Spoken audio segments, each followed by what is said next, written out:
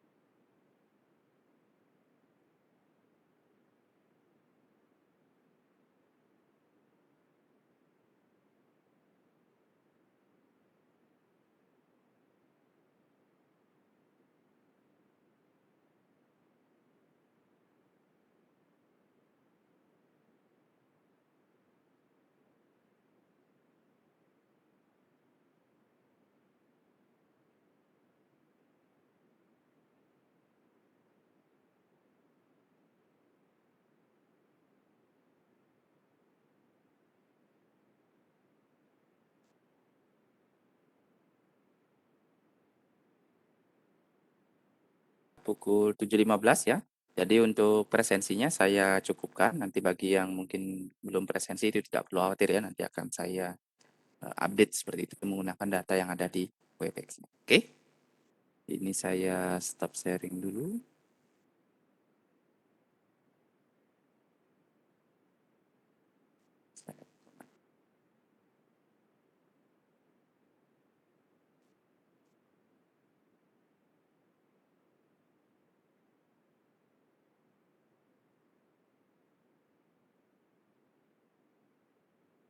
Sebentar ya.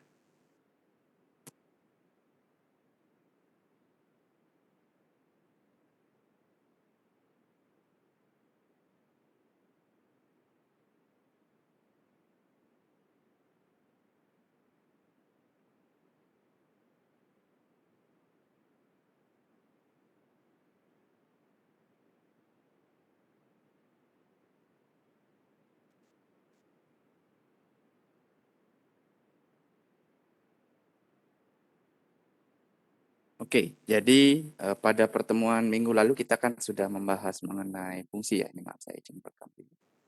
Jadi kita sudah membahas mengenai fungsi mulai dari definisi ya, sifat dasarnya ya, kemudian, operasinya yang ada di dalamnya itu seperti apa saja, kemudian kita belajar bagaimana menentukan, domain suatu fungsi, seperti itu ya.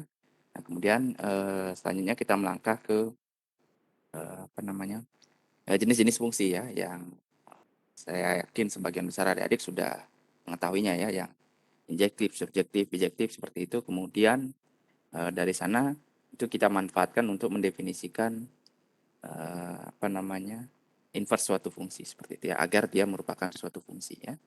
Dan di sana kita juga berusaha mengecek bagaimana cara mencari inverse suatu fungsi beserta domainnya itu seperti apa ya. Nah, kemudian sekarang kita coba lanjutkan ya. Jadi pembahasan kita terkait dengan hubungan antar dua fungsi ya. Kalau kita istilahnya di sini komposisikan. Nah, itu seperti apa? Nah, kemudian domainnya itu bagaimana ya. Jadi ini yang satu bagian yang mungkin tersisa ya, yang belum terbahas di pertemuan minggu sebelumnya seperti itu ya.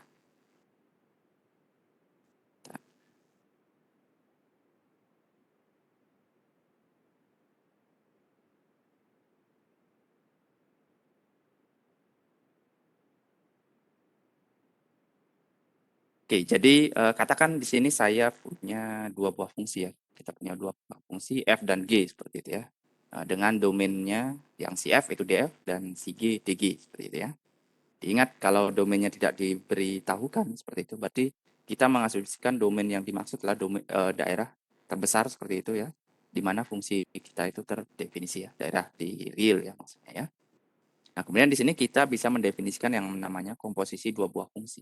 Ya. Jadi G dikomposisikan dengan F. Nah, itu maksudnya apa? Nah, G dikomposisikan dengan F itu adalah suatu fungsi yang formulanya diberikan oleh persamaan di sini ya. Jadi G komposisi F dari X itu ya kita cari fx-nya dulu, baru kita masukkan ke G ya. Atau istilahnya kita cari nilai G di fx. Ya. Nah, itulah nilai dari G komposisi F di X ya.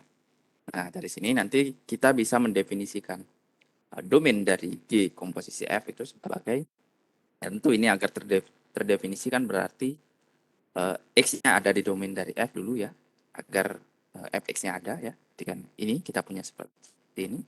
Kemudian kondisi selanjutnya adalah G komposisi G dari fx ini kan nilainya harus ada, atau istilahnya fx kita itu ada di domainnya G ya. Jadi kita bisa tuliskan seperti ini. Nah, jadi ada dua kondisi untuk domain G komposisi F ya. Nah, jadi ini kurang lebih secara alurnya ya. Jadi ketika kita ingin mencari, maaf saya terbalik lagi. Seperti itu. Jadi ketika kita ingin mencari G komposisi F seperti itu yang kita kerjakan, ingat ya. Jadi kerjakan dulu yang fungsi yang di bagian belakangnya. Istilahnya kalau melihat bentuk ininya yang terdalam dulu ya, itu dikerjakan. Jadi X dicari dulu fx-nya. Kalau setelah sudah dapat baru kita cari nilai G dari si fx. Ya. Nah, itu nilai dari G komposisi F di X ya. Nah, jadi itu makna komposisi ya. Atau secara diagram Venn-nya agar lebih mudah dilihat seperti secara diagram seperti itu. Nah, katakan saya fungsi saya seperti ini bentuknya ya. Jadi A ke satu, B ke dua, C ke dua seperti itu. Kemudian G itu fungsi dari B ke C ya. Katakan satu ke I, 2 ke R, 3 ke P seperti itu ya. Ini bisa dilihat ya. Ya, kalau melihat jenis fungsi ya ini uh, bukan injektif, bukan subjektif. Nah, ini injektif dan subjektif. Ya. Ini hanya sekedar tambahan saja. Nah, kemudian kalau saya ingin mengkomposisikan G komposisi F, nah itu kan merupakan fungsi dari A ke C ya. Nah, hubungannya bagaimana? Nah, ini kan sebenarnya untuk melihat komposisinya kita tinggal hubungkan yang anggota-anggota bersesuaian dari B ya, di kedua fungsi ya, seperti itu. Nanti tinggal kita lihat alur arah panahnya ya. Jadi dari A ini kan ke satu, satu ke satu, satu seperti A ke Q. Ya. Analog juga untuk B yang C ya. Di B kedua, dua kedua, dua ke R ya, berarti B ke R. Dan C kedua, dua ke R, berarti C ke R. Nah, berarti ini komposisi. Gitu ya. Nah, ini kan alurnya ya, gambaran alurnya agar lebih jelas seperti itu ya.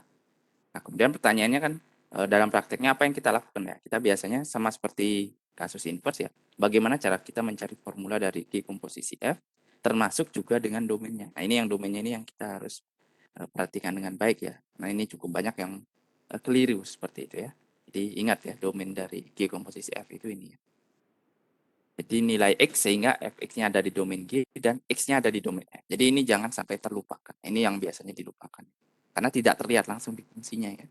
Yang X anggota di domain dari F. Seperti itu. Jadi ini jangan sampai lupa. Saya beri catatan saja.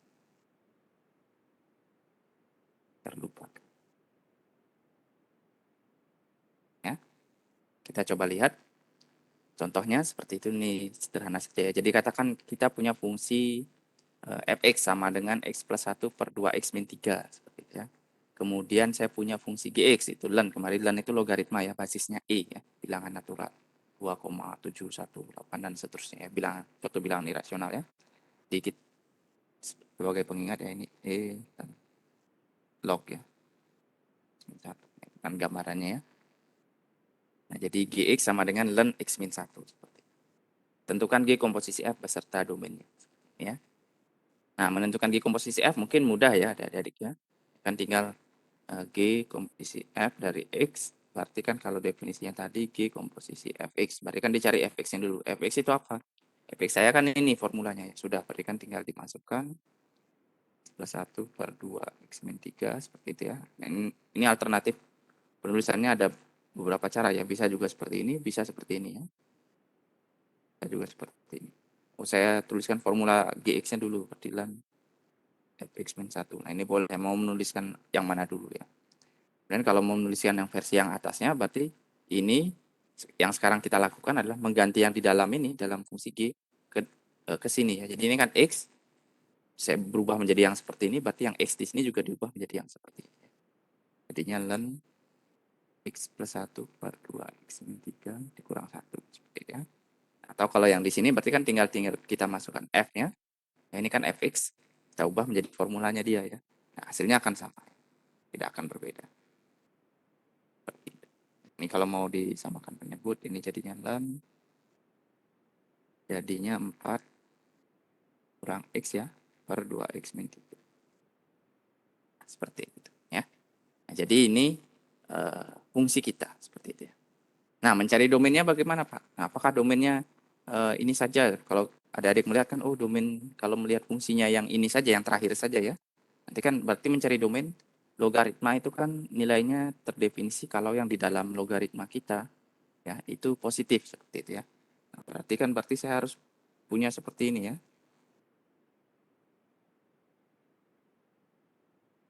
Seperti ini ya. Nah, ini kalau adik-adik ingin mencari solusinya kan tinggal buat garis bilangan seperti itu ya. Kemudian ini 3 per 2, ini 4, seperti itu ya.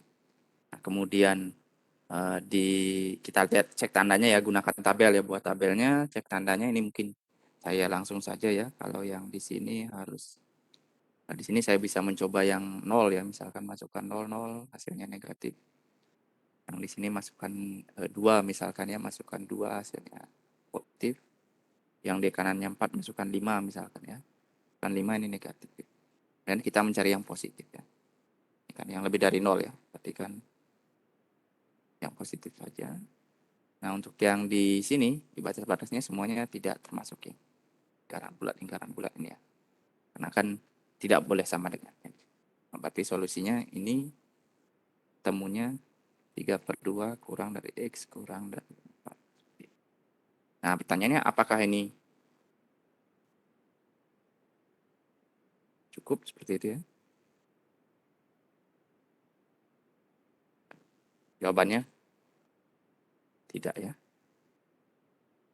Tidak cukup. Jadi kita untuk dalam mendefinisikan domain dari G komposisi F ya, ini jangan hanya ya, jangan hanya mencari domain dari yang terakhir di sini.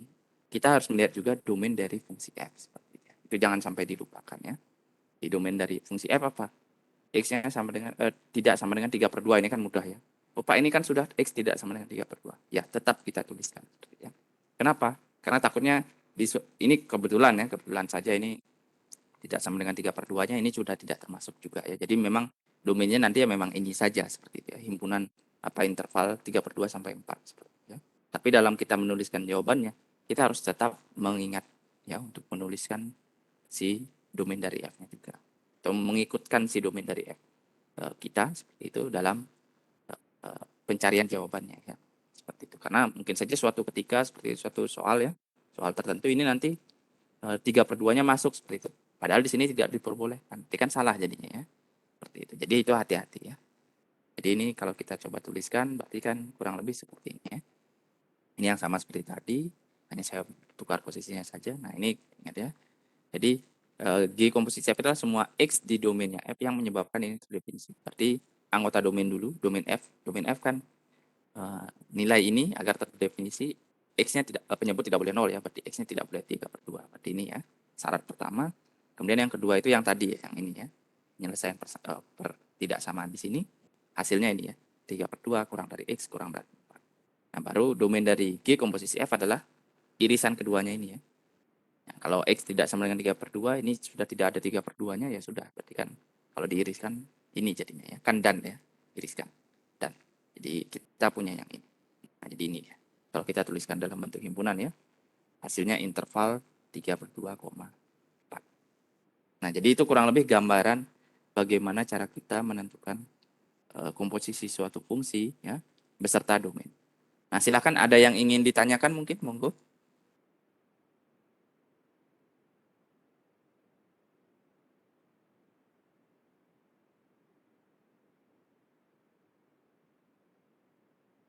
Atau mungkin ini bisa lihat ya soal latihannya ya. Kalau yang ini kan bagian selanjutnya yang ke belakang itu kan seperti yang saya sampaikan sebelumnya itu lebih ke pengayaan ya, silahkan dipelajari secara mandiri ya, lebih ke review saja ya.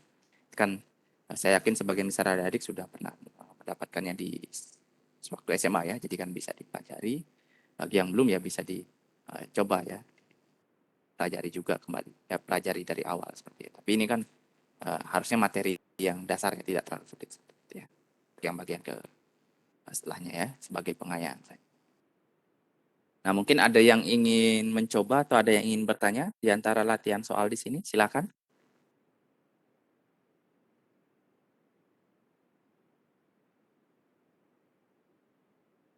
Akan disampaikan kalau ada yang ingin ditanyakan seperti itu. Atau ada yang ingin mencoba, misalnya Pak saya ingin mencoba, monggo silakan ya. Dan saya beri waktu 1 menit ini menunggu. Kalau seandainya ada yang ingin bertanya, atau ingin mencoba.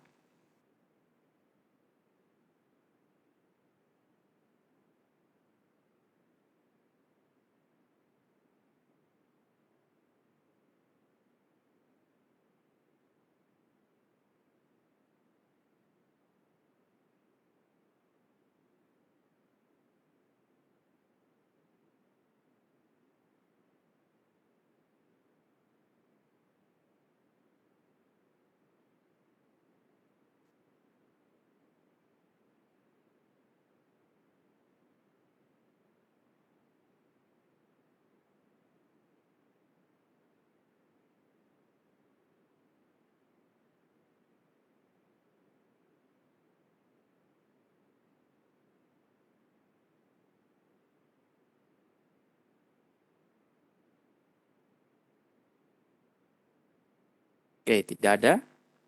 Mungkin kalau tidak ada, nah nanti untuk latihannya ya, jadi untuk latihan-latihan termasuk yang kesamaan juga ya. Dan juga nanti mungkin yang limitnya seperti itu ini nanti bisa dalam bentuk tugas saja ya. Nanti kan tugas itu sebenarnya sudah saya letakkan di elok seperti itu ya untuk 3 materi pertama kita ya. Jadi sistem bilangan real, kemudian fungsi dan limit nantinya ya.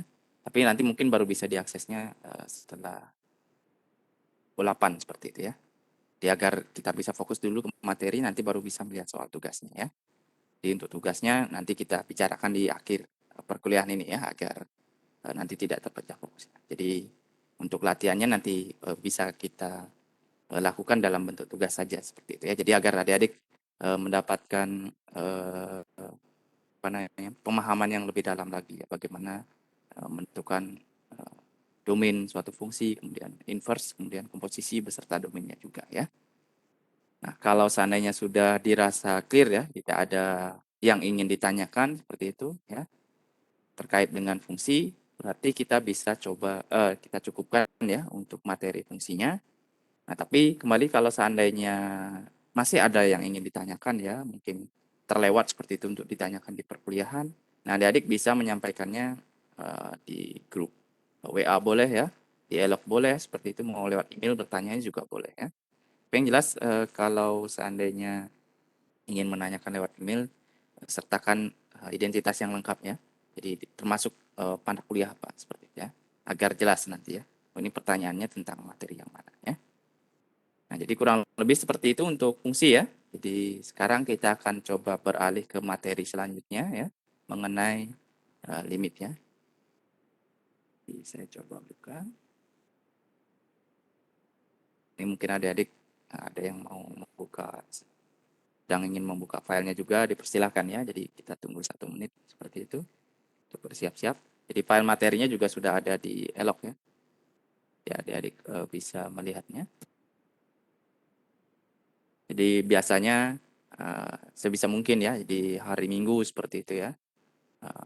Sebelum 2 hari sebelum perkuliahan dilaksanakan itu akan saya unggah materi perkuliahannya seperti itu agar adik-adik bisa mempelajari terlebih dahulu seperti itu ya. Ya siapa tahu nanti ada pertanyaan ya ketika adik-adik belajar seperti itu ya, membaca secara mandiri. Nah, itu bisa langsung ditanyakan nanti di perkuliahan seperti ya. Mungkin saja saya ada salah tulis terlewat seperti itu ya. Atau mungkin saja ada masalah atau ada soalnya nanti itu yang dirasa ragu seperti itu, ini tidak tahu nih jawabannya benar atau tidak. Nah, itu bisa diklarifikasi ya, seperti itu ya. Oke ya. Nah, jadi di sini kita akan di materi kali ini ya, kita akan membahas mengenai salah satu konsep ya yang bisa kita terapkan pada fungsi yang sudah kita pelajari sebelumnya gitu ya. Jadi itu objek kita itu fungsi. Nah, sekarang kita akan belajar konsep-konsep apa saja yang bisa kita terapkan pada si objek kita itu seperti itu ya. Jadi yang pertama ini limit, nanti kemudian yang selanjutnya itu ada yang namanya turunan, seperti itu dilanjutkan lagi ada yang namanya integral seperti itu ya.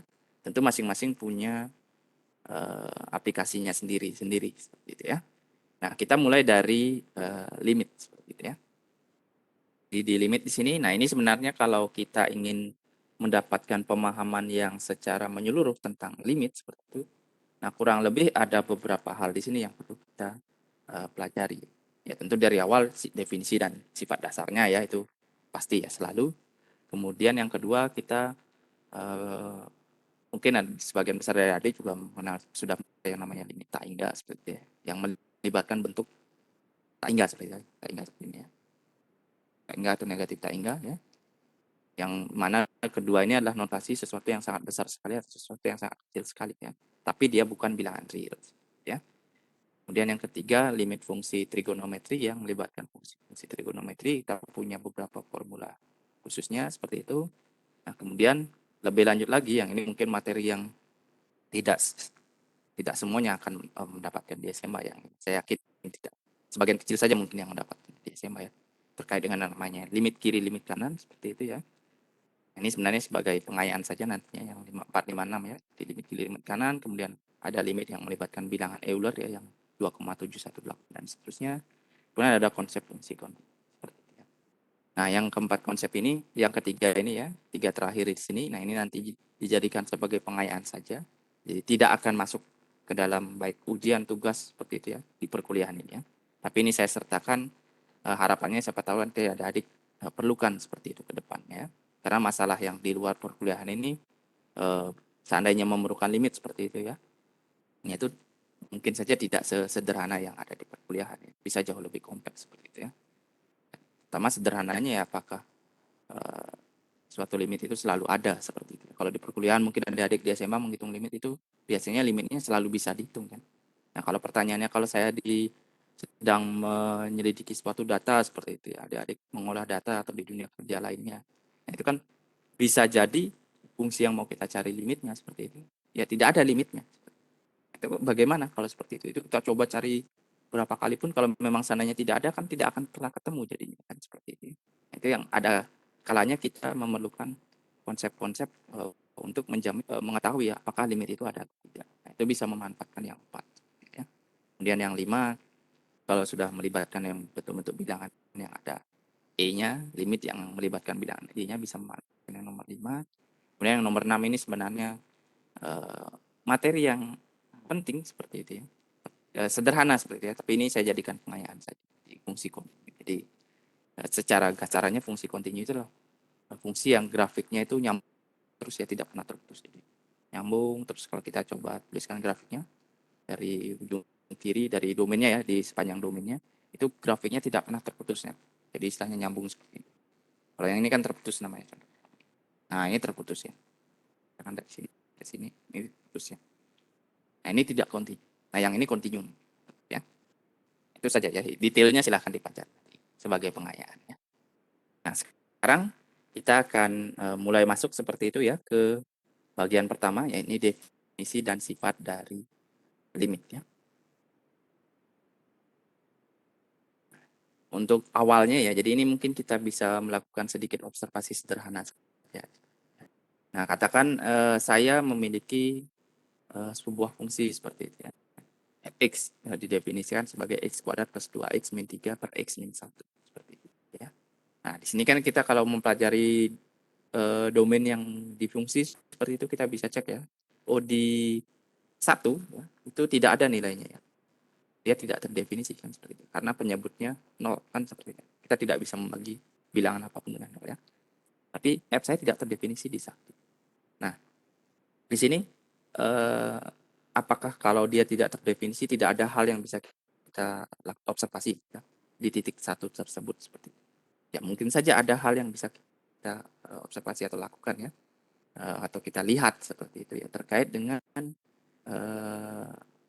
hubungan antara si fungsi f saya dengan si angka satu. Nah, contoh sederhananya mungkin terkait dengan nilainya ya.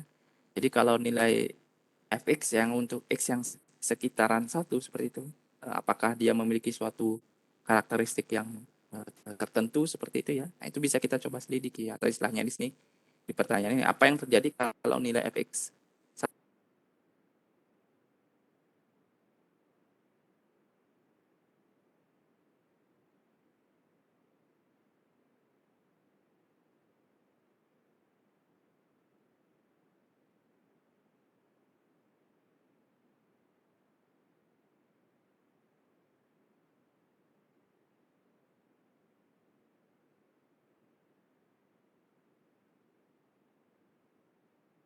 apa angka-angka yang di kirinya satu, kemudian yang di kanan. Nah, ini kalau ada dicoba masukkan ya, x-nya 0,8, yang dekat-dekat satu ya, 0,9, 0,95, 0,99, ini saya buat semakin mendekati satu. Nah, ini kita akan memperoleh nilai fx-nya seperti ini. 3,8, 3,9, 3,95, dan seterusnya ya. Nah, demikian pula kalau saya ingin masukkan x yang di kanannya satu ya, kita akan contoh masukkan angka-angka seperti ini. Ini random saja ya, contoh saja. Nah, kita akan peroleh fx-nya ini 4,2, 4,1, 4,05, 4,01, 4,006, dan seterusnya.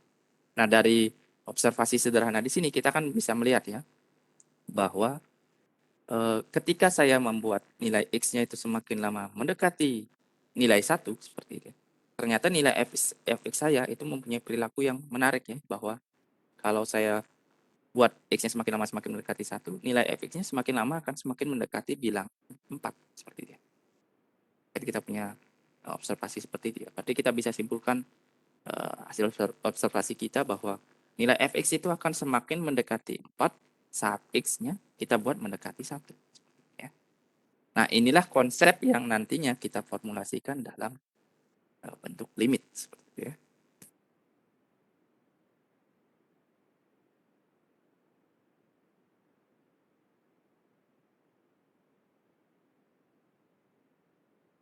Oke, maaf tadi terjeda sebentar. Oke, jadi di sinilah inilah ya, jadi observasi yang di sinilah yang kita nantinya formulasikan dalam bentuk limit seperti itu ya. Jadi limit itu apa? Berarti jadi limit itu ya kita maknainya ya, jadi kalau seandainya saya punya suatu fungsi f dan kemudian nilai fx itu ya, itu akan semakin lama mendekati suatu bilangan yang tetap seperti itu ya, katakan L ya, seperti itu. Saat x-nya saya buat mendekati titik tertentu ya, kalau tadi itu kan satu ya, ini c, saya ganti c seperti itu. Maka f itu kita katakan memiliki limit di c. Jadi punya limit dia di c, dan nilainya ya, nilai limit dari fx untuk x mendekati c-nya kita itu sama dengan L ya. dalam notasi matematikanya kita persingkat ya makna ini sebagai bentuk seperti ini atau dalam notasi seperti ini. Jadi membacanya limit fx x menuju c sama dengan L ya. Nah, ini tentu kalau seandainya adik-adik hanya berbicara tentang aplikasinya atau penerapan saja, ini cukup ya, tidak masalah. Nah, tapi kalau ketika kita ingin menurunkan sifat-sifatnya atau mencari sifat-sifat apa saja yang kita bisa peroleh dari limit seperti itu ya. Nah, kita harus mampu mendefinisikannya secara matematis seperti itu atau jelas clear seperti itu ya. Jadi bukti-buktinya apa definisinya jelas sehingga sifat-sifatnya nanti bisa kita buktikan berdasarkan definisi yang sudah kita maknai atau definisikan di awal seperti itu ya. Nah, inilah kurang lebih gambaran definisi dari limit seperti itu ya.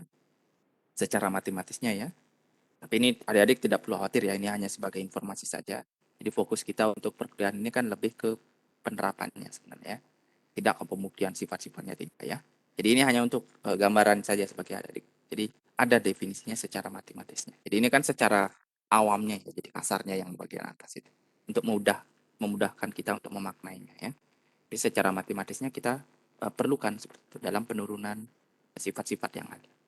Tapi nanti sifat-sifatnya di perkuliahan ini kan ada adik tinggal pakai saja seperti itu, tidak perlu dibuktikan lagi ya. Ini hanya sebagai tambahan informasi saja untuk adik-adik. Gitu ya. Nah, jadi itu terkait dengan definisi limit ya. Nah, kemudian kita berbicara sekarang ke sifat-sifat limit seperti itu ya. Nah, jadi yang pertama ini sifat dari yang paling dasar ya, ini kita peroleh semua sifat-sifat di sini itu menggunakan definisi yang tadi ya secara matematisnya ya, tapi tidak perlu saya jelaskan buktinya ya. Kita lihat sifat-sifatnya saja ya, seperti apa ya. Nah, jadi kita mulai dari yang pertama yang paling dasar ya. Kalau saya nilai limit dari fungsi f ya, ketik untuk x yang menuju c itu ada ya, maka nilainya tunggal. Tunggal itu maksudnya ya hanya ada satu saja ya, tidak lebih dari satu. Gitu ya. Nah, sifat ini ya biasanya bisa kita gunakan juga untuk menunjukkan limit itu ada atau tidak. Contoh, misalkan contoh sederhana saja ya, ini gambaran untuk adik-adik saja ya. Supaya tidak selalu beranggapan limit itu selalu ada, tidak seperti itu ya. Jangan seperti itu ya. Ini contoh ya gambarannya. Saya berikan istilahnya fungsinya. Misalkan saya punya fungsi seperti ini ya. Di kanannya 0 nilainya 1 kata. Kemudian di kirinya 0 nilainya ini. Kirinya 0 kan itu ya, turun ke 0. Katakan contoh saja ya. Ya. Nah, dari sini ini f saya ya, fungsi f saya. Y sama dengan. Nah, pertanyaannya limit x menuju 0 fx berapa? Berapa? Apakah ada seperti itu? Nah, ingat di sini kalau di teorema 1 kan kalau limitnya ada, nilainya tunggal. Nah, di sini kalau ada adik lihat kan tadi kita dalam rangka mencari limit seperti yang di contoh tadi ya, yang di awal, kita kan meninjau yang sisi kiri, sisi kanan seperti itu ya. Nah, kalau kita coba lihat yang dari sisi kiri, oh ini semakin lama nilai fungsinya semakin menuju 0 ya.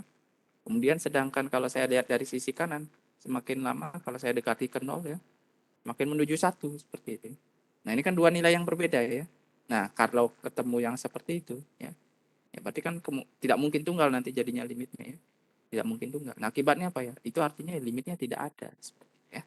Ini kalau kita cari istilahnya kalau di matematika itu kontraposisinya seperti ya. Jika limit tidak tunggal, tunggal ya, maka limitnya tidak ada. Tersebut tidak ada.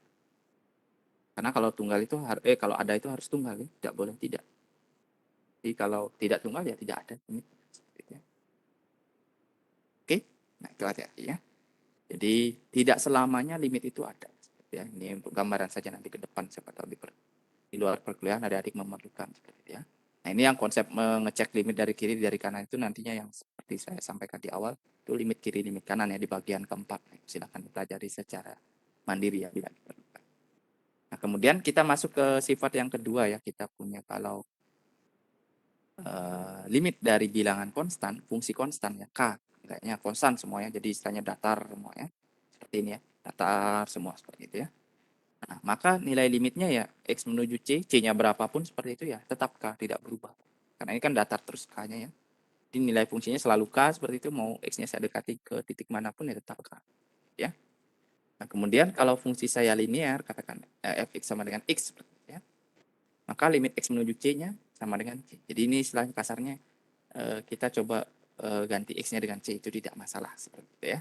Itu sederhananya saja untuk. Nah, ini sifat dasar yang kita peroleh langsung, sebenarnya tidak sulit dari definisi limit secara matematis ya.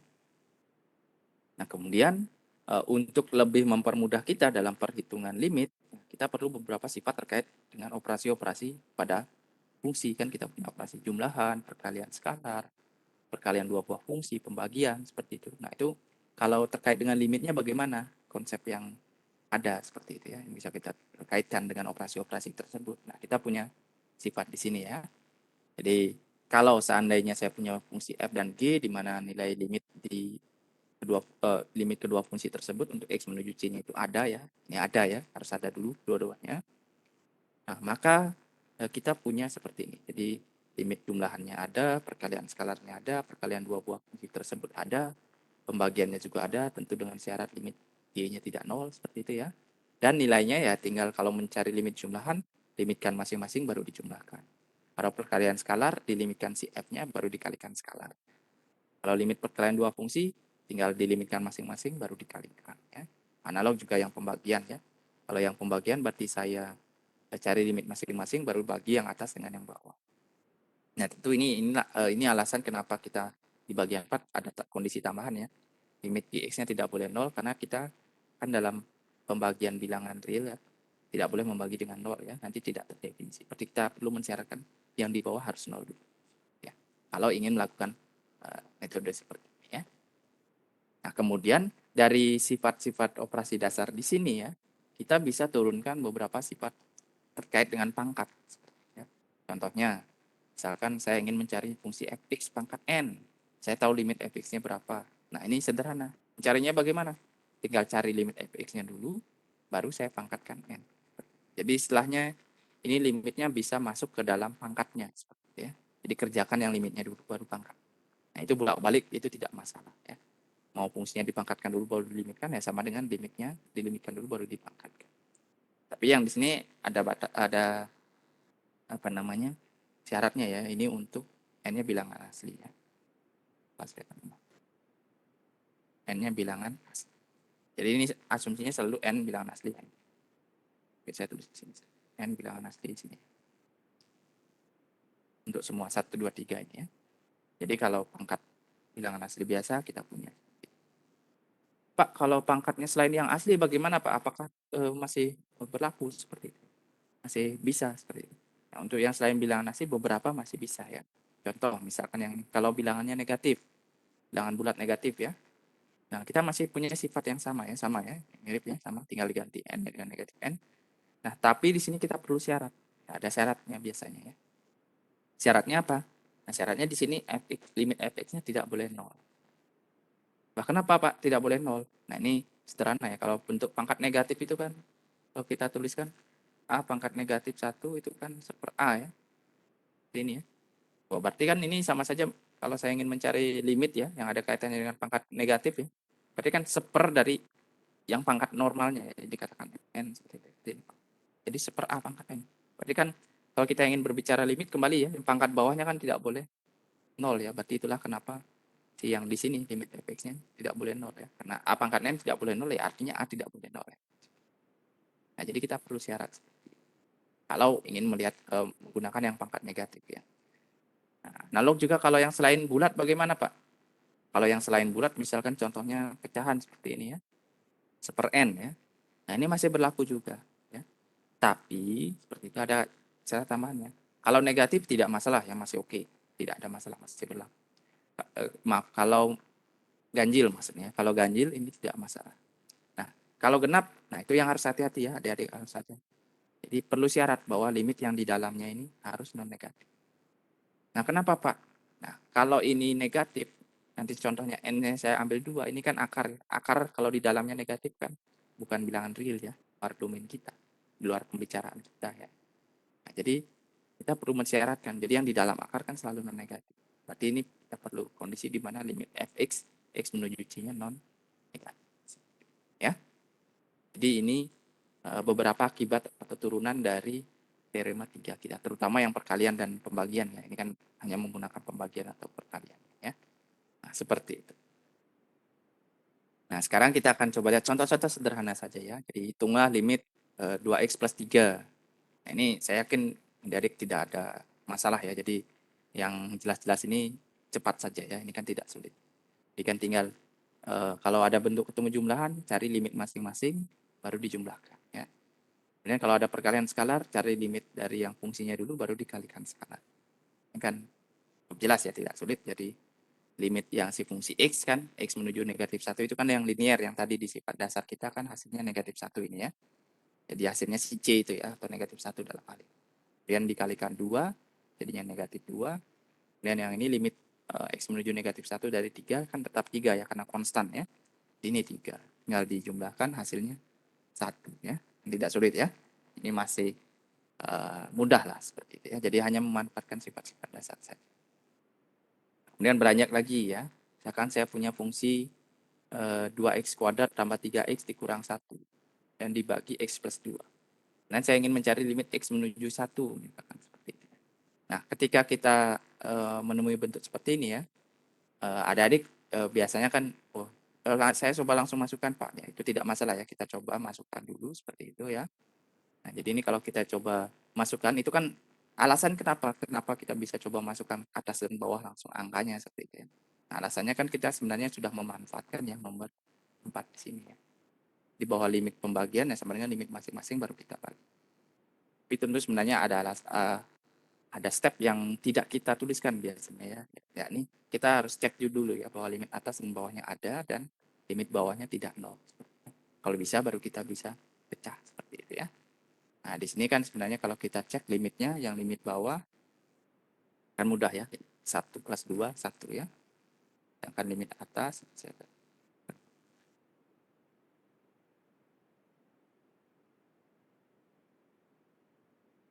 yang bawah ini 1, yang atas kalau dilimitkan X menuju 1 ini jadinya 2, tambah 3 kurang 1 ya. 4. Nah, ini karena kedua-duanya ada limitnya dan tidak nol ya yang bawah, berarti limitnya tinggal limit atas bagi limit bawah ya. Hasilnya, maaf ini 3 ya, saya bukan 1. 4 per 3 seperti itu ya. Hasilnya 4 per 3 seperti itu ya. Ini masih sederhana ya, jadi kita bisa langsung menggunakan sifat atau formula dasar ya. Nah, yang jadi pertanyaan adalah apa yang harus kita lakukan kalau seandainya kondisi kita ketemu bentuk pembagian lagi ya. Dan ini kalau saya cari limit atas ya ini hasilnya 0 ya. Ada ya. Limit bawah hasilnya 0 ada. Nah, tapi yang jadi masalah sekarang adalah limit yang bawah 0. Nah, sedangkan kalau kita ingin memecah sifat yang atas dan bawah tadi ya, kan limitnya tidak boleh 0 yang bawah ya. Nah, apa yang harus kita lakukan? Kira-kira apa yang harus dilakukan kalau ketemu bentuk yang seperti ini? Difaktorkan, Pak. Jadi faktorkan ya, benar sekali ya. Jadi kita bisa faktorkan seperti itu ya, seperti yang disampaikan di bintang barusan ya. Jadi kita faktorkan ya. Jadi secara umum ya, ini tidak hanya untuk contoh ini ya, maksudnya. Kalau kita ketemu bentuk yang seperti ini ya, yang seperti ini, atas bagi bawah seperti itu, kemudian cari limitnya atas bawah itu 0 per 0 seperti itu istilahnya, atau 0 atas 0 bawah 0. Berarti kan tidak bisa kita langsung pecah seperti tadi. Kalau dipecah ya hasilnya 0 per 0, tidak terdefinisi ya. Tidak ketemu nanti ya. Berarti apa yang harus kita lakukan? Nah, kita coba melakukan mungkin semacam operasi aljabar seperti itu ya. Entah operasi apapun ya, mungkin faktoran seperti itu atau operasi apapun itu. Tujuannya apa? Tujuannya untuk menyederhanakan fungsi yang akan kita cari limitnya ya. Jadi ya, nanti kalau ketemu bentuk seperti ini ya idenya jadi disederhanakan. Akan bisa difaktorkan ya. Dan lain-lain nanti kita coba lihat di belakangnya. Sehingga limit penyebutnya menjadi tidak nol. Nah, intinya seperti itu saja. Jadi tidak nol.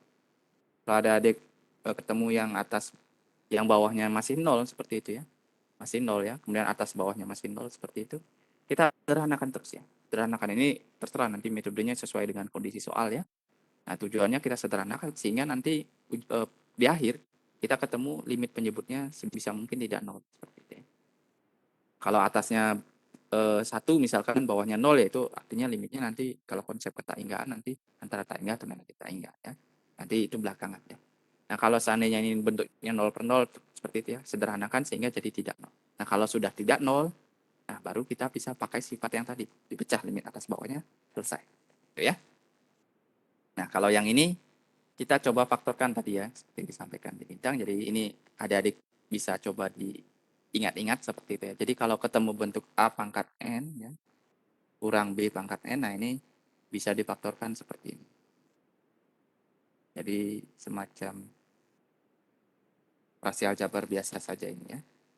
Semacam kalau ada adik mengingat deret geometri, ini sebenarnya ada kaitan dengan deret geometri juga.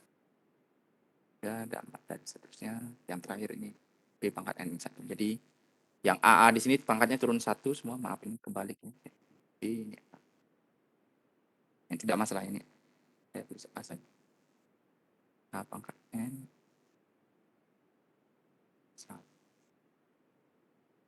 A pangkat N min 2B. A pangkat N min 3B kuadrat. Jadi A-nya turun terus, B-nya naik terus. Ya. Seperti ini. Ini bisa kita lakukan. Nah, akibatnya untuk yang di sini tinggal dipecah biasa saja ya. Manfaatkan formula ini.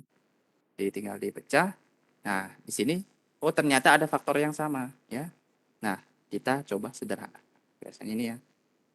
Sederhanakan ini biasanya tujuannya hilangkan pembuat nol. Hilangkan pembuat nol penyebut seperti itu. Jadi intinya kita coba lihat siapa pembuat nol di penyebut. Itu yang coba kita hilangkan atau hilangkan dalam proses penyederhanaan ya. Mungkin faktorkan itu kita coret-coret contohnya seperti ini ya. Ini kita coret-coret ya. Nah, sekarang kita cek limitnya masing-masing. Oh, sudah tidak nol ya. Yang bawah 4, yang atas 12 ya. Oh, berarti kita bisa pakai sifat yang operasi yang tadi ya, pembagiannya. Limitkan yang atas, limitkan yang bawah, tinggal dibagi. Selesai. Seperti itu ya. Itu tidak masalah ya. Nah, jadi itu cara menghitung limit seperti itu ya. Kalau seandainya ketemu bentuk di mana penyebutnya nol ya. Nah, biasanya kalau penyebutnya nol, atasnya juga nol ya. Kalau atasnya tidak nol, bawahnya nol, itu nanti ke konsep yang tak hingga. Nanti kita akan lihat di belakang ya. Nah, jadi itu terkait dengan contoh 3 ya. Sekarang kita lihat contoh lain lagi. Misalkan saya ingin mencari limit ini fungsi sekarang ini ya. 1 min akar X per akar X pangkat X plus 3 dikurang 2 seperti itu ya. Nah, ini kalau adik-adik coba cari limit atas bawahnya, kembali lagi ya. Ini 0 juga ya. Karena akar 4 dikurangi 2 itu 2 kurang 2 ya, 0 ya. Nah, kembali ketemu apa namanya masalah yang mirip ya seperti kasus sebelumnya ya. Nah, kembali lagi kalau ketemu seperti ini bagaimana Pak? Oh, berarti arah kita ya seperti ini. Disederhanakan, tujuannya itu menghilangkan pembuat nol penyebut yang membuat si penyebutnya nol itu siapa, nanti kita coba hilangkan. Sehingga nanti ketika saya limitkan ya, sudah saya sederhanakan, limit penyebutnya menjadi tidak nol seperti itu ya. Nah, dalam hal ini langkah apa yang harus dilakukan untuk menghilangkan pembuat nolnya? Nama idenya ya. Kalau penjelasan idenya kan adik-adik sudah lihat. Kalau sudah membaca materinya ya di belakang sudah ada ya. Nah, ini nama langkahnya kalau tadi kan pemfaktoran seperti itu ya. Kita sebut saja pemfaktoran seperti itu yang sini ya. Difaktorkan masing-masing. Jadi kalau yang di sini ini tentu tidak bisa difaktorkan ya. Ini kita mau memfaktorkan seperti apa kan tidak bisa ya. Nah, kalau yang seperti ini kita apakan agar bisa dihilangkan ya pembuat nol di penyebutnya. Yang masih ingat istilahnya mungkin? Jadi Perkalian sekawan, Pak. ya perkalian sekawan ya. Jadi kita kalikan dengan bentuk sekawan ya. Jadi bentuk sekawan. Kali bentuk sekawan ini ada dua ya kan. Biasanya kalau ketemu bentuk akar-akar seperti itu silakan kali bentuk sekawannya ya. Di bentuk sekawannya yang dikalikan yang mana Pak? Ini ada 2 ya, tinggal disesuaikan saya mau kedua-duanya juga boleh ya. Siapa tahu nanti, masing-masing itu ada faktor yang bersekutu ya, jadi kalikan sekawan kedua-duanya boleh, atau satu per satu juga boleh ya, silakan ya. Nah ini di sini saya coba kalikan satu per satu seperti itu, adik-adik nanti kalau mau kalikan langsung juga boleh ya. Saya kalikan, satu per satu ya. Saya pilih yang bawah saja dulu ya, kalau sekawannya ini kan tinggal negatifnya diganti plus ya. Tinggal kita kalikan, kemudian yang di bawah kan jelas X min 1 jadinya ya, tinggal di operasi aljabar biasa ya, A kuadrat kurang B kuadrat kan, A kurang B kali A plus B kan A kuadrat kurang B kuadrat. Jadi ini. Kemudian yang di atasnya kita biarkan. Nah yang bawahnya ini, nah ini di sini ya, dari langkah ini adik-adik bisa coba kalikan sekawan yang di sini juga boleh ya. Tidak selalu harus seperti langkah yang saya lakukan. Nah di sini yang di bawah di sini, saya coba pecah ya. Di tidak melakukan sekawan lagi, tapi saya faktorkan di sini yang sekarang ya. X min satunya saya faktorkan agar ketemu yang mirip dengan 1 min akar. Seperti itu. Jadi saya faktorkan ya, faktor yang sederhana ya. Jadi akar X min 1 kali akar X plus 1. Nah sekarang di sini akan ketemu bentuk yang mirip ya ini ya. 1 min akar X, ini akar X min 1. Nah ini kan bisa saya coret-coret ya. Jadinya sisa negatif 1 ya. Oh berarti ini hasilnya negatif dari, limit dari negatif ini ya, akar X plus 3 plus 2 per akar X plus 1. Nah sekarang ketika saya coba cek limitnya, oh ternyata limit bawahnya sudah tidak nol ya, atasnya juga tidak nol. Berarti ya tinggal kita pecah limit atas bawah ya, cari yang limit atas limit bawah dibagi, selesai, hasilnya negatif 2 ya, sederhana kan seperti itu. Nah jadi ini kurang lebih gambaran ketika kita ingin menghitung limit ya. Jadi bisa difaktorkan, kalikan sekawan, ataupun teknik-teknik lainnya nantinya silahkan adik-adik telusuri lebih dalam seperti itu ya. Jadi coba latihan soal yang banyak ya, nanti akan tahu ya teknik-teknik apa saja yang bisa digunakan. Nah tentunya di perkuliahan ini tidak mungkin saya list satu persatu semua teknik yang ada ya. Bahkan tekniknya itu sendiri ya bisa jadi ada banyak ya, tak beringat mungkin saja ya. Gitu ya. Ini kan tergantung benar-benar pada tipe soal atau karakter soal yang akan kita cari limitnya atau penyelesaiannya seperti itu. Nah ada pertanyaan mungkin hingga saat ini? Silakan, ada yang ingin bertanya mungkin?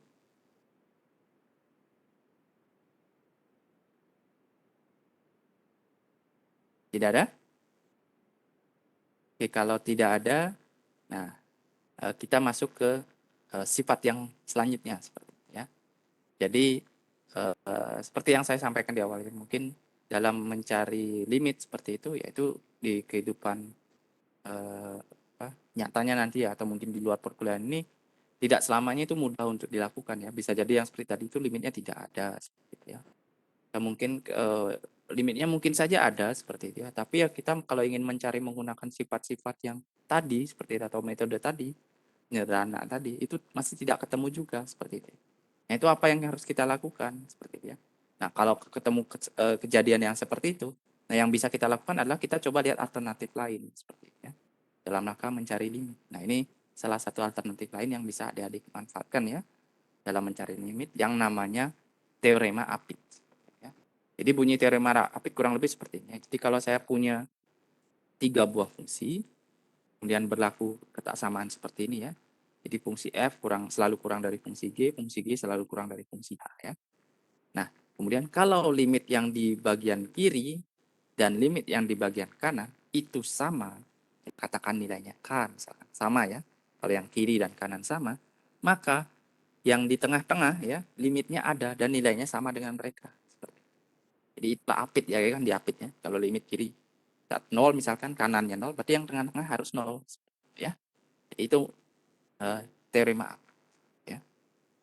Jadi ini cukup bermanfaat juga ya, terutama ketika kita ingin menyelesaikan limit ya, tapi tidak bisa menggunakan sifat-sifat yang sebelumnya tadi.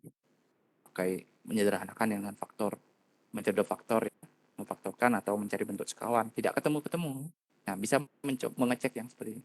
Nah, tapi kendalanya ya tentu kita perlu cari tahu siapa yang mengapit mereka si fungsi saya kan, itu yang perlu kita identifikasi. Kalau itu dapat ya, kemudian limit yang pengapitnya itu sama ya berarti limit yang fungsi saya sama dengan mereka.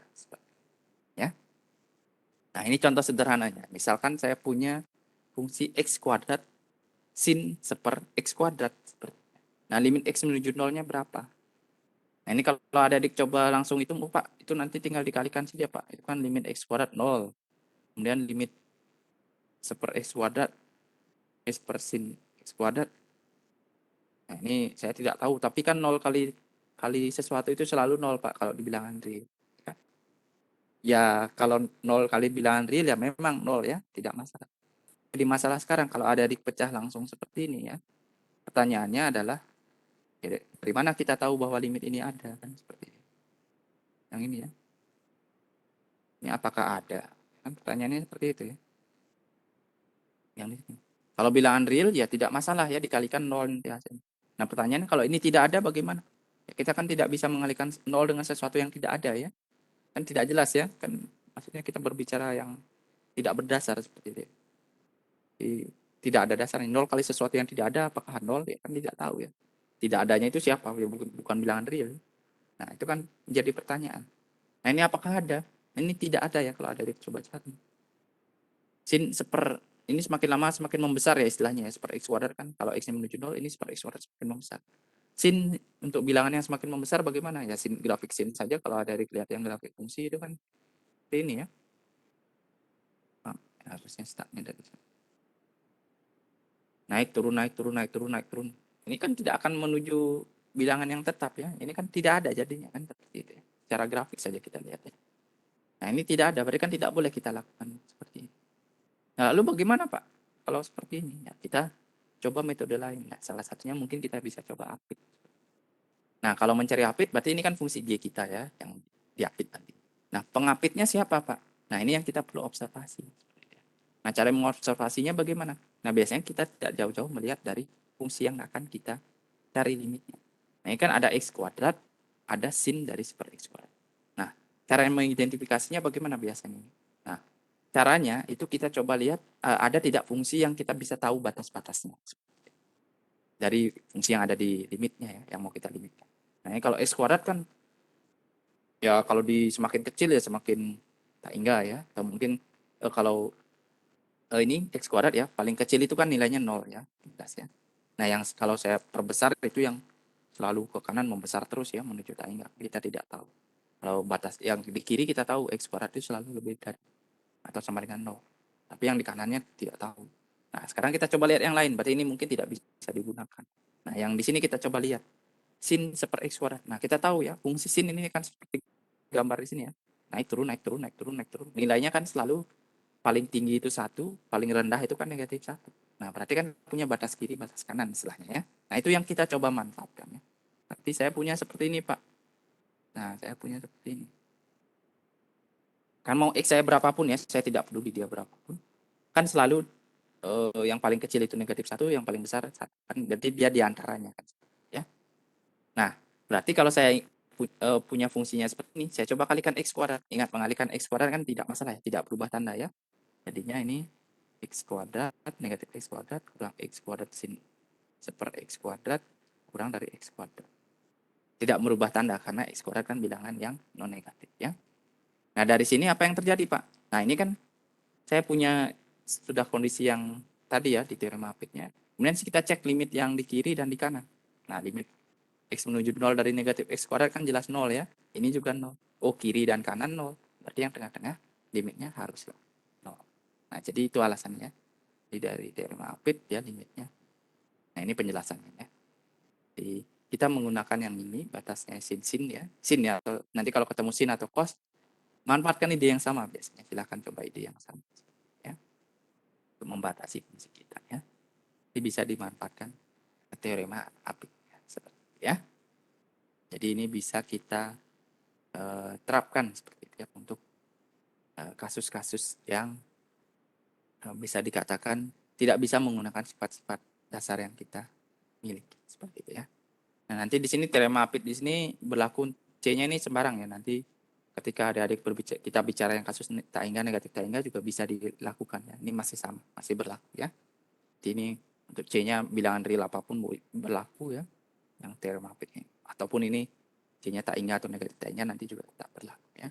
Jadi ini teorema yang cukup powerful seperti itu ya. Tapi mungkin yang jadi eh, tantangannya adalah mencari pengapitnya siapa. Seperti itu ya, itu yang silahkan dicoba secara benar tergantung fungsi yang dihadapi itu siapa. Seperti itu ya. Itu sekedar hint itu kalau trigonometri ya biasanya sin dan cos ya. Itu biasanya dicek batasnya ya. Negatif satu dan satu kan biasanya ya. Tidak lebih dari itu ya untuk fungsi sin dan cos. Nah, untuk yang lain-lainnya silahkan dipelajari ya. Nah, seperti itu. Nah, ada pertanyaan mungkin tentang definisi dan sifat fungsi? Silahkan.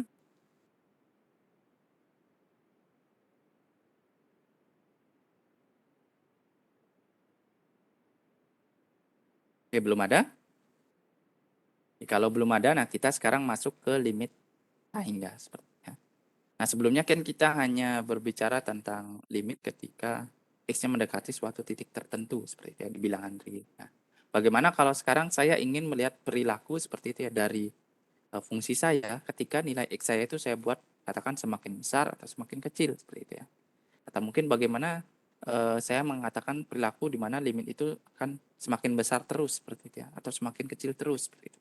Itu bagaimana kita memaknai hal-hal seperti itu seperti itu ya.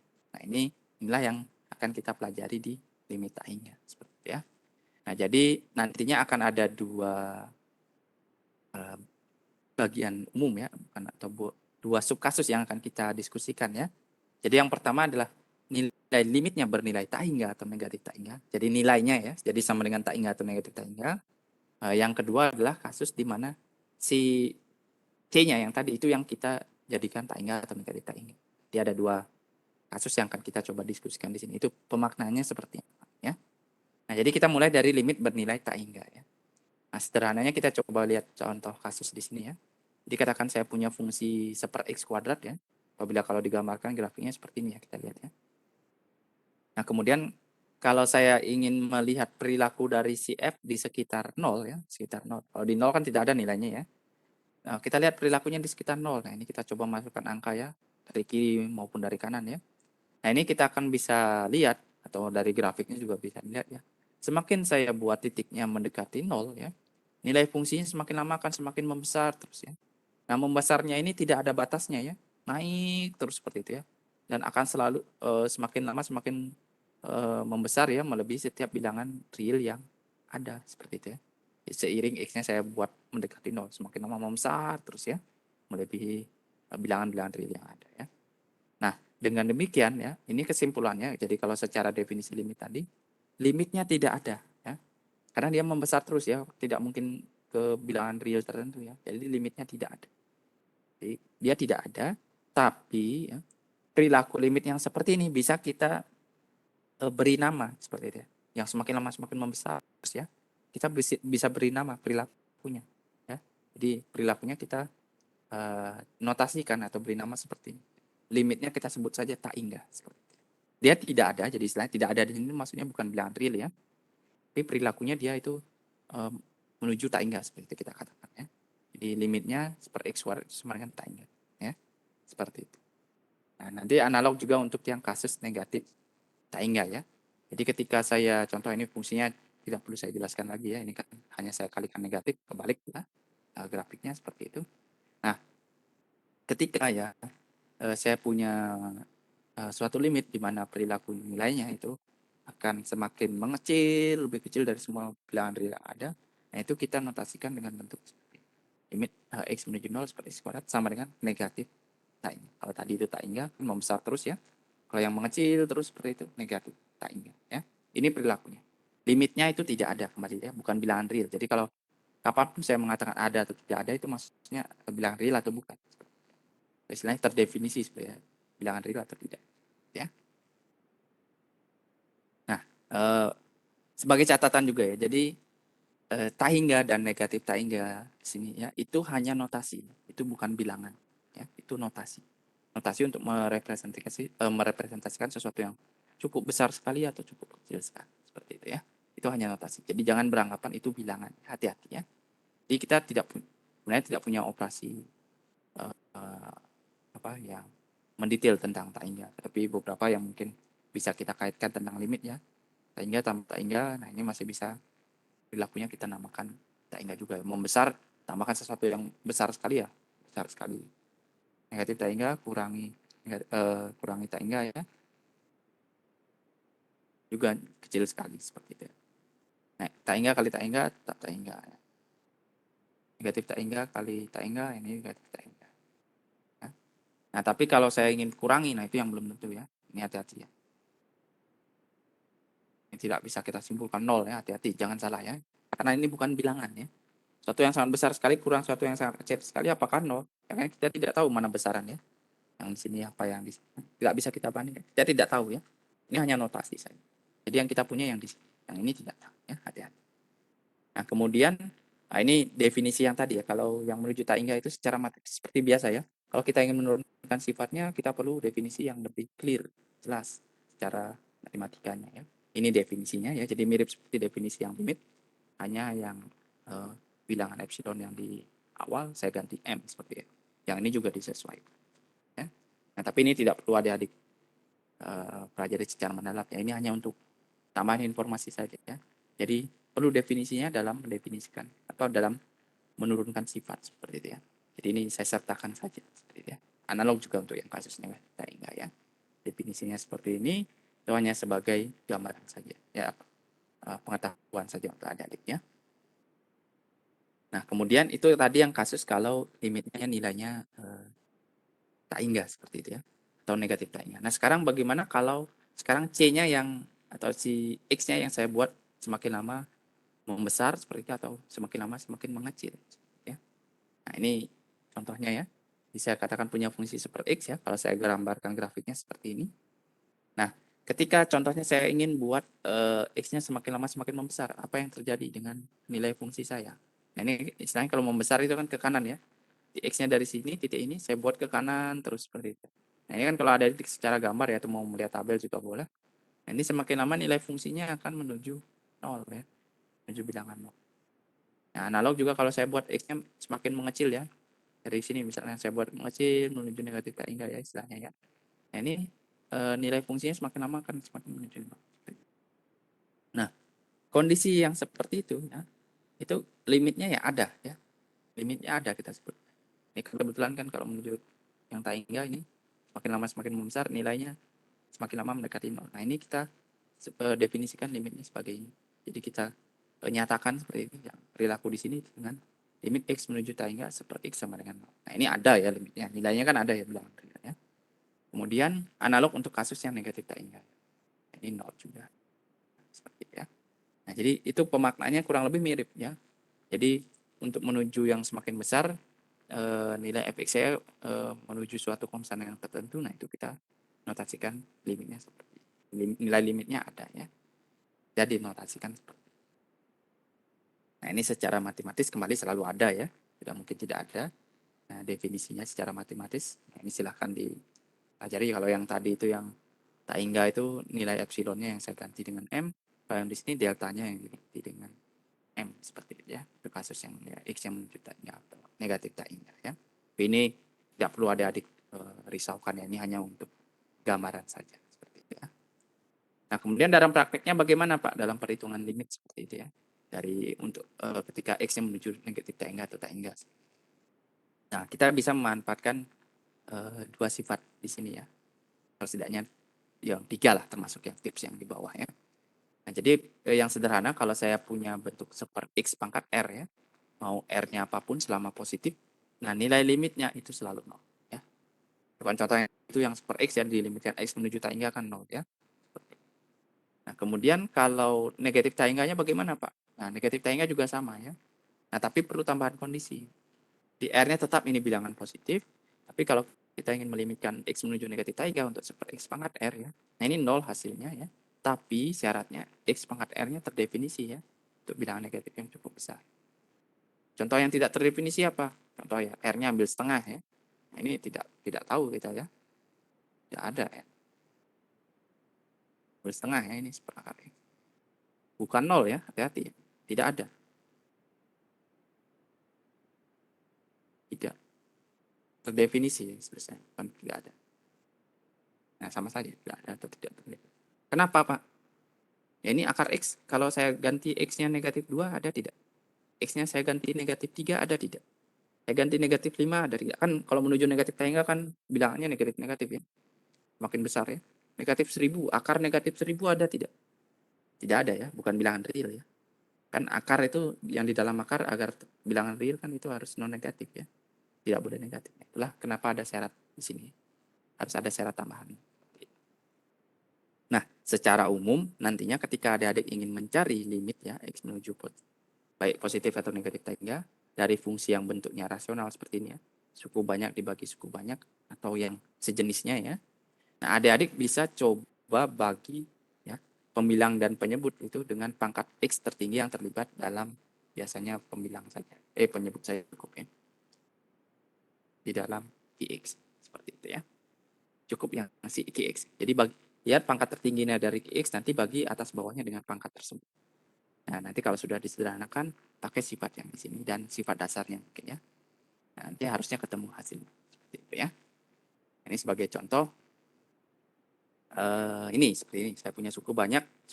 Ini kebetulan derajatnya yang di atas 2, bawahnya 2 ya.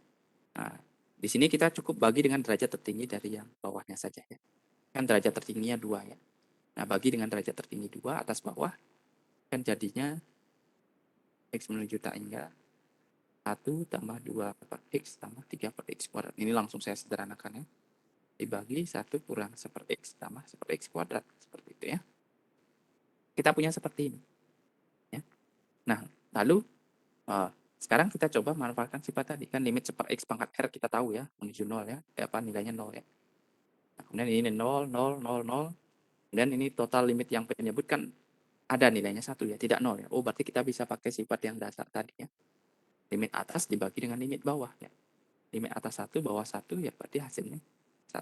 Seperti itu ya. Nah, itu kurang lebih gambaran. Jadi, ini penjelasannya ya. Jadi, penjelasan step per stepnya. Jadi, tadi saya jelaskan idenya saja seperti itu ya. Nah, jadi ini kurang lebih perhitungan untuk yang limit menuju tak hingga. Ya. Nah, kemudian contoh lain ya tidak selamanya ini harus bentuknya suku banyak ya. Nanti ada sejenisnya mirip suku banyak, tapi ini pangkatnya masih rasional misalkan seperti ini ya, pecahan ya. Nah, ini kita masih bisa melakukan metode yang sama seperti tadi ya. Bagi dengan pangkat tertinggi di penyebut ya, penyebutnya. Ini penyebut kan 5 per 2 ya. Bagi dengan 5 per 2 atas bawah. Ya. Kemudian disederhanakan ya. Nah, nanti adik-adik akan peroleh yang seperti ini. Seperti X yang ini ya. Ini jadi seperti X pangkat setengah. Yang X kuadratnya. Nah, ini dibagi X pangkat 5 per 2 jadinya 4. Yang di sini jadinya 2 per X kuadrat ya. Kemudian yang di sini jadinya 1 per X pangkat 5 per. Nah, karena kita masih melimitkan menuju tak hingga, nah ini kan ini 0, 0, bawahnya ini 0, 0 ya. Kemudian cek secara keseluruhan yang bawah bagaimana. Nah, yang bawah kan tidak 0 ya, 4 nilainya ya. Nah, nilai limitnya 4. Nah, karena nilai limitnya tidak 0, berarti saya bisa pecah. Limit atas, limit bawah, tinggal dimasukkan ya 0 tambah 0 bagi 4 tambah 0 tambah 0. Hasilnya 0. Ya. Jadi masih relatif sederhana. Nah, analog misalkan yang seperti ini ya. Masih mirip, masih bisa juga ya. Ini kan akar 4x kuadrat per 1. Nah, ini adik-adik bisa memandangnya ini lihat pangkat tertingginya, kemudian saya akarkan. Berarti ini kan x kuadrat diakarkan 1 ya. Istilahnya pangkat tertinggi 1 di sini. Nah, yang di sini yang bawah ini x plus 1 seperti itu ya. Pangkat tertingginya 1. Nah, coba bagi dengan x ya. Jadi kan yang pangkat tertinggi yang di bawah. Kita coba bagi seperti itu. Nah, kemudian dalam pembagiannya kalau ada bentuk akar, ya silakan dicoba dimasukkan ke dalam bentuk akarnya ya. Nah, ini tidak masalah ya. Seperti X, itu kalau saya masukkan ke dalam bentuk akar, ini kan bisa ditulis seperti ini, seperti X kuadrat. Tidak masalah ya. Karena X-nya positif ini ya. X menuju tak hingga kan kita lihat yang besar-besar saja, yang positif-positif saja ya. Nah, ini jadi seperti ini. Karena X positifnya. Nah, berlaku seperti ini. Jadi kita bisa masukkan ke akarnya. Nah, jadi seperti ini ya. Nah, sekarang tinggal dilimitkan biasa ya. Ini dilimitkan biasa, ini jadinya 1 tambah 0. Yang atas akar 4 tambah 0 ya. Jadi akar 4 tambah 0, 2. Kemudian yang bawah 1 tambah 0 itu 1 ya. Ada ya. Ada nilai limitnya, berarti bisa pakai sifat dasar tadi. Hasilnya 2. Ya. Nah, sekarang ya, yang adik-adik perlu hati-hati. Nah, apa yang terjadi dengan ini? Kalau saya sekarang cek limitnya X menuju negatif tak hingga. Limitnya berapa? Kalau X menuju tak hingga. Masih K2? Seperti ini. Ini kan 2 ya. Apakah 2? Apakah 2 juga? Kira-kira bagaimana? Masih 2?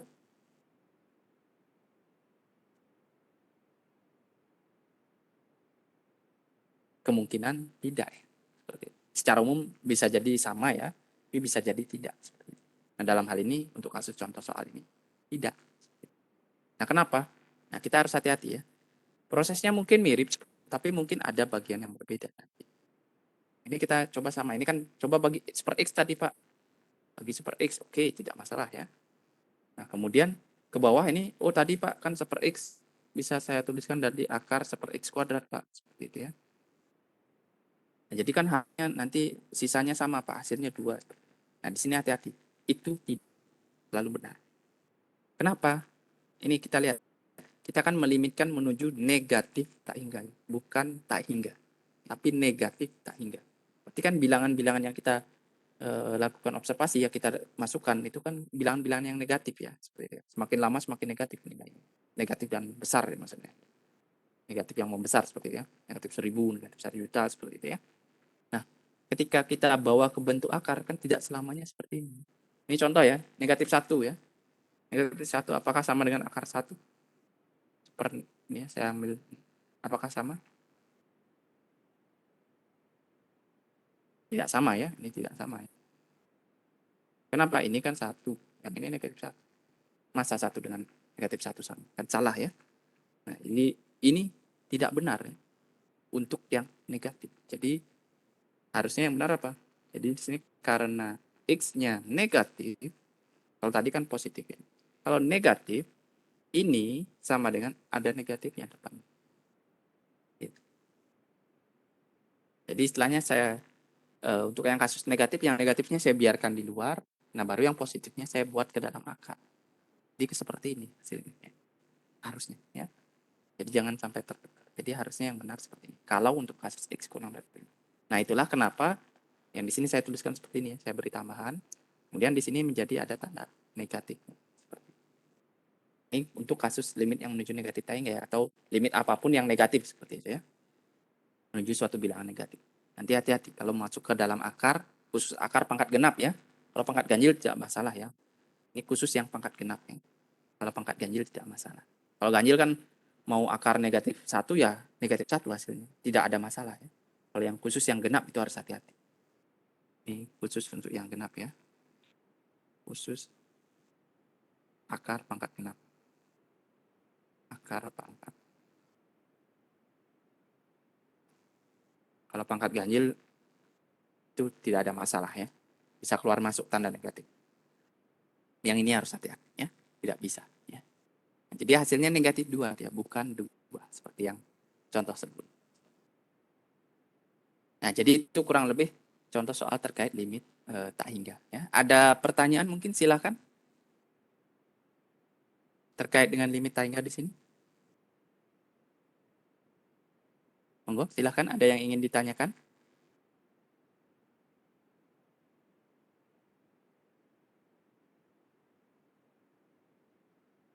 Belum ada?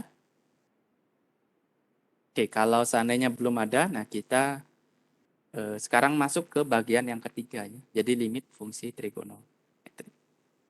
Nah, di sini sebenarnya secara umum dalam menyelesaikan limit fungsi trigonometri, adik-adik bisa mencoba menggunakan definisi dan sifat yang ada dulu ya, atau mungkin kalau ada bentuk taingganya menggunakan limit taingga seperti itu ya. Nah, tapi seperti halnya yang tadi yang contoh kasus yang melibatkan fungsi trigonometri yang x kuadrat sin super x kuadrat seperti itu ya. Nah, itu kan mungkin saja kita tidak bisa menyelesaikannya dengan menggunakan definisi dan sifat yang sederhana yang sudah kita miliki tadi. Ya, mungkin saja juga teorema Euclidnya nanti tidak bisa jalan. Nah, di sini khusus untuk fungsi trigonometri ya, kita punya beberapa konsep khusus seperti itu terkait dengan limit ya, yang nantinya bisa kita manfaatkan untuk mempermudah kita dalam perhitungan limit yang melibatkan fungsi trigonometri. Nah, sifatnya apa? Nah, sifatnya ini mungkin yang adik-adik sudah kenal ya, kenal sewaktu SMA mungkin ya. Jadi limit sin X per X itu satu. Nah, mungkin adik-adik sudah ingat apa mengingat ya. Tapi ini ya, ingat ya, X-nya menuju 0 ya, baru nilainya satu. Nah, ini ya. Jadi ini salah satu sifat yang bisa kita manfaatkan dalam menyelesaikan limit-limit dalam trigonometri. Nah, mungkin ini saya berikan sedikit gambaran saja ya. Jadi kenapa saya punya yang seperti, oh Pak itu pakai L'Hopital Pak, seperti itu. Ya benar ya, kalau pakai L'Hopital nilainya satu. Tapi kan masalahnya L'Hopital itu kan di bagian turunan. Turunan itu definisinya dari limit, seperti itu ya. Nah, kalau adik-adik ingin menggunakan turunan untuk menghitung limit seperti itu, ya itu nanti setelah materi turunan sudah diberikan, seperti itu ya. Tapi kalau belum ya, sebisa mungkin hindari menggunakan turunan, kan seperti itu ya. Kita kan hindari menggunakan sesuatu yang belum kita pernah pelajari sebelumnya, kan seperti itu. Kan tidak mungkin kita menyelesaikan sesuatu menggunakan sesuatu yang kita tidak tahu, kan seperti itu kan. Aneh ya, kan seperti itu ya. Tapi kalau sudah tahu, sudah dibahas seperti itu, nah mau digunakan ya tidak masalah, seperti itu ya.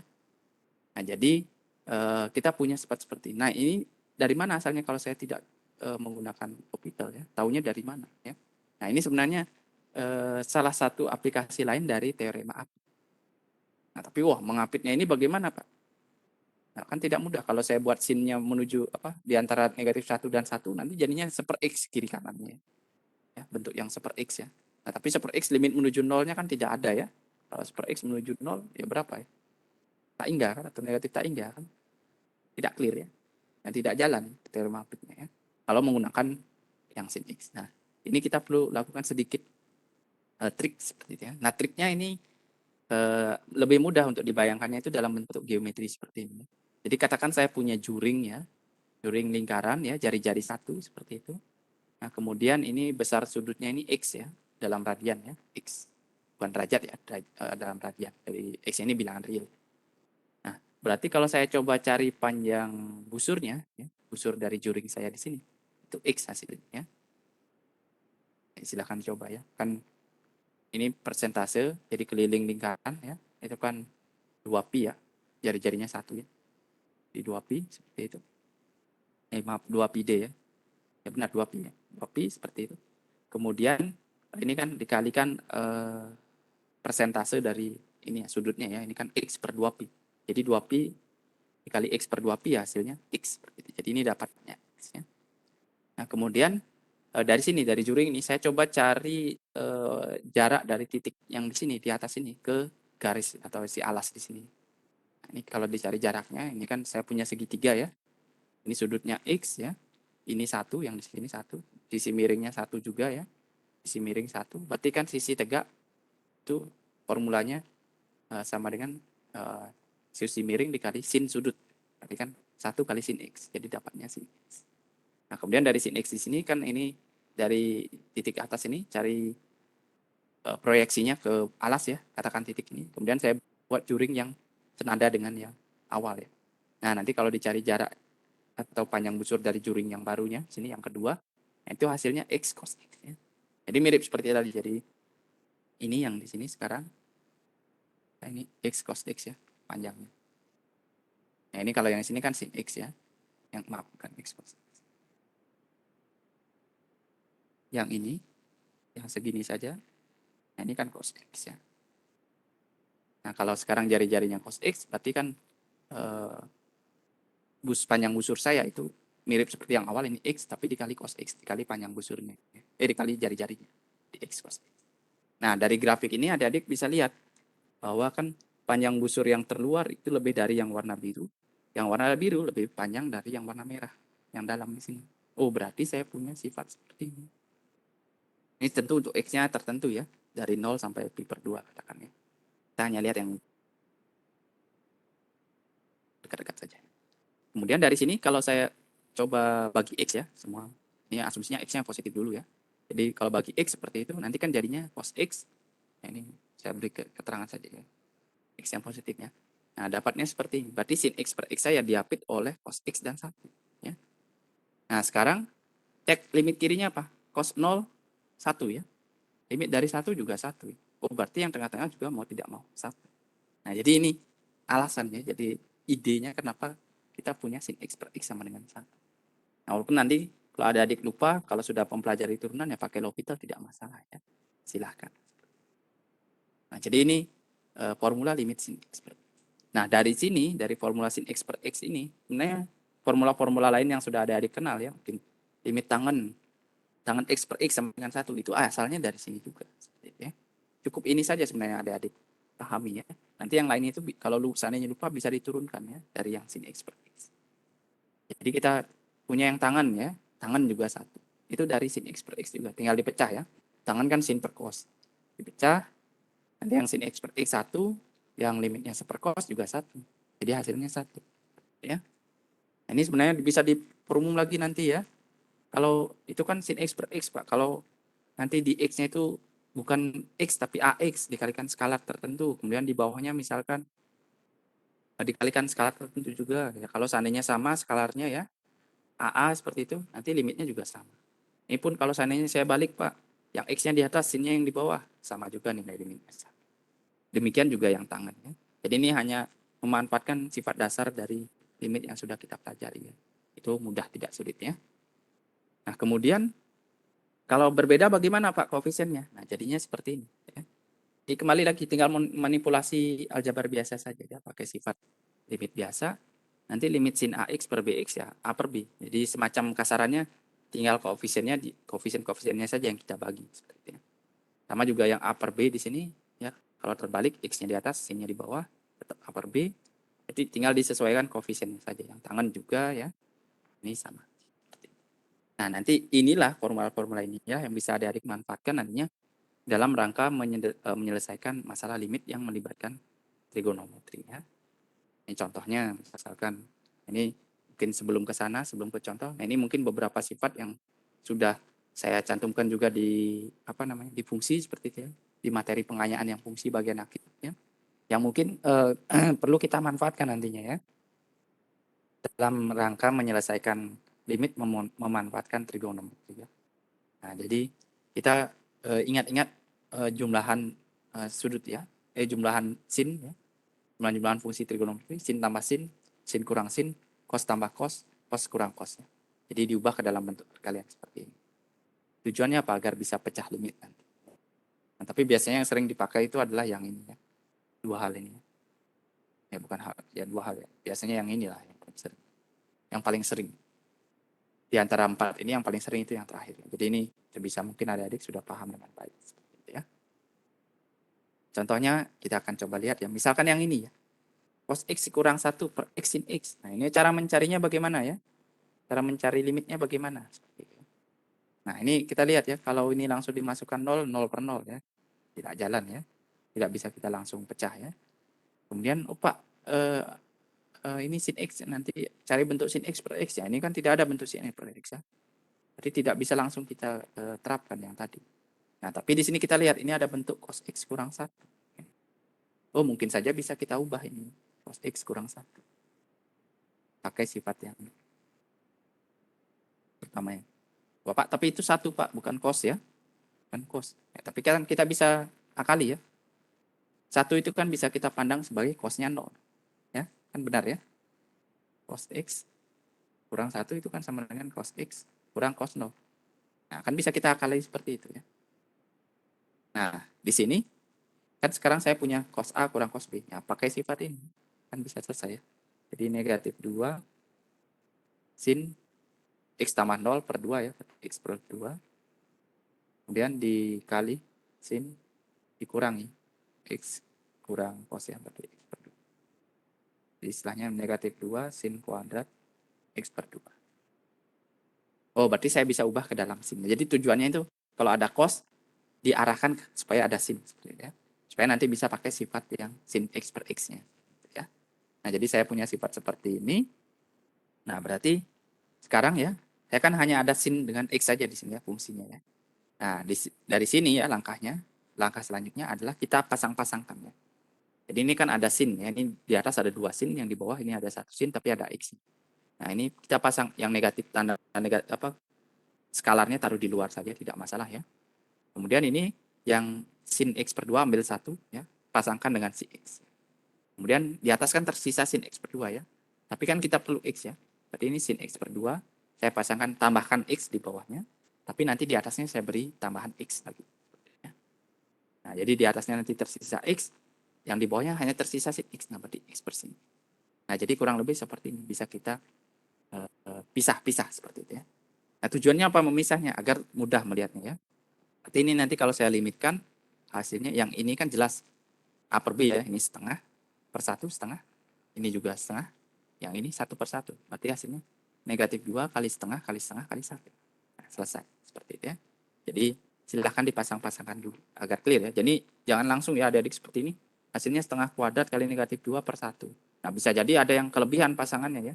Nanti kan siapa tahu nanti jadinya 0 malahan ya. Kan salah hitungan. Nah, hati-hati ya. Jadi sebaiknya buat pasangan-pasangannya jangan langsung dihitung dari sini loncat ke sini ya. Seperti itu. Ini cukup banyak yang melakukan kesalahan seperti itu. Silahkan dihindari ya. Jangan sampai melakukan kesalahan seperti itu. Oke? Nah, jadi itu silahkan dicatat ya. Jadi jangan sampai loncat langsung seperti ini ya. Jangan langsung. Bisa jadi nanti salah hitung ya. Hati-hati ya. Nah, jadi itu kurang lebih terkait dengan contoh yang pertama ya. Sederhana ya. Jadi kita manfaatkan sifat trigonometri ya. Jumlahan dua fungsi trigonometri. Nah, baru nanti pakai sifat yang sin AX per BX-nya ya. Atau sebaliknya ya. Silahkan. Nah, ini misalkan yang lain ya. Kembali lagi, kalau seandainya ketemu bentuk fungsi yang tidak ada, ada yang mengandung cos-nya, nah ini kan biasanya sin cos tangen ya. Jadi kalau ada sin, sudah sin biasanya tidak perlu diotak-atik. Yang tangen biasanya tidak perlu diotak-atik. Nah, biasanya yang perlu diotak-atik itu kalau ada cos-nya ya. Cos-nya coba diubah ke dalam sin atau tangen. Ya. Tapi biasanya sin yang lebih mudah ya pakai sifat yang tadi. Nah, ini sama lagi ya. Ini ada cos 2x, ada cos 7x ya. Ini kan ada cos-cos ya. Nah, diubah dulu ke dalam sin sebelum kita coba pakai yang sifat tadi. Kalau mau langsung ini tidak akan bisa ya, hasilnya 0 per 0 ya. Tidak akan bisa langsung diperoleh hasilnya. Jadi kita perlu mau lakukan sedikit operasi aljabar atau manipulasi aljabar ya. Ini tidak akan perlu saya detailkan ya. Pakai formula tadi, cos 2x dikurang cos 7x, nah dapatnya seperti ini ya hasilnya. Jadi 2 sin 9x per 2, sin 5x per 2. Ya. Nah, dari sini sekarang sudah mengandung sin dan tangen saja ya, tidak ada cosnya lagi. Tinggal kita pasang-pasangkan lagi. Ya, ini x-nya saya pasangkan yang biasanya mulainya dari atas dulu ya. X ambil 1 ya, pasangkan dengan yang sin ya. Kemudian yang tangen, apa di sini ada tangen ya. Kan bawahnya tidak ada x lagi ya. Pas taruh x 1, kemudian berarti di atasnya ditambahkan x 1. Kemudian yang x di atasnya sisa barusan dipasangkan dengan yang 5x per 2 ya di sini. Nah, kalau sudah dipasang-pasangkan, oh ini sudah komplit pasang-pasangannya, saling berpasangan, baru pakai yang sifat limit sin x per x tadi atau tangan x per x tadi ya. Tinggal masukkan ini setengah, ini 1 bagi 9 per 2, 2 per 9, yang di sini 1 bagi 5 per 2, 2 per 5, yang di sini 4 ya. Tinggal dikalikan, selesai. Gitu ya. Nah, jadi ini caranya. Jadi mirip seperti contoh sebelumnya. Jadi ini hanya untuk memperdalam lagi ya. Jadi ingat kalau ada cosnya dibawa ke sin seperti itu ya. Nah, ini satu lagi contoh mungkin ya. Benar ya, satu lagi. Ya ada lagi satu, tidak masalah ya. Jadi lagi 2 kita coba bahas ya. Nah, kalau seandainya yang seperti ini bagaimana Pak? Kalau tadi itu kan bentuknya fungsi dibagi fungsi. Nah, kalau sekarang fungsi kurang fungsi bagaimana Pak? Ini kalau saya misalkan masukkan 0 seperti itu. Ya itu kan hasilnya tak hingga kurang tak hingga Pak. Nah, tak hingga kurang tak hingga kan seperti yang tadi saya sampaikan ya. Kita tidak tahu, bisa jadi kita tidak tahu yang mana yang lebih besar ya. Tak hingga yang kiri atau tak hingga yang kanan kan kita tidak tahu ya. Nah, jadi yang seperti ini bagaimana Pak caranya? Nah, kalau adik-adik ketemu bentuk yang seperti ini ya, salah satu caranya yang bisa adik-adik manfaatkan adalah dengan jadikan satu. Ya. Jadi idenya itu apa? Jadikan satu. Jadikan satu bentuk. Nah, menjadikan satu bentuknya bagaimana Pak? Ya, ada banyak cara ya. Bisa adik-adik samakan penyebut, boleh ya. Dalam hal ini kan bisa disamakan penyebut. Coba saja samakan. Samakan penyebut, ternyata bentuknya jadi menarik ya. Cos X kurang 1 per X kuadrat cos X. Ya. Nah, kalau yang di sini kan kita bisa lihat ya. Oh, ini cos X kurang 1 Pak. Mirip seperti yang tadi. Saya ubah sin. Oh, boleh ya, tidak masalah. Nah, terus yang cos yang di bawah bagaimana Pak? Coba cek limitnya dulu ya. Kalau cosnya dimasukkan yang di bawah apa hasilnya ya? Cos 1 cos 0 kan 1 ya. Oh, ini 1 ya. Nah, ini sebenarnya kan tidak masalah ya. Ini dibiarkan saja. Kalau tidak membuat nol yang penyebut ya tidak masalah, tidak usah kita hiraukan. Tidak masalah. Jadi sekarang kita coba pasang-pasangkan ya. Ini negatif 2 keluar, yang sin X per 2 dipasangkan dengan X, ini kebetulan masing-masing ada 2 ya, tinggal dipasangkan. Nanti yang cosnya dibiarkan terpisah sendiri. Ini baru limitkan masing-masing ya. Nanti dapatnya negatif 2 kali setengah, yang ini kali setengah. Yang ini kan 1/1 ya, kan tidak nol ya, tidak masalah, kita bisa lakukan. 1. Jadi hasilnya negatif setengah ya. Jadi bisa kita lakukan seandainya bentuknya pun seperti ini ya, fungsi kurang fungsi. Jadikan 1 dulu, baru terapkan metode-metode yang sudah kita pelajari sebelumnya. Seperti itu ya.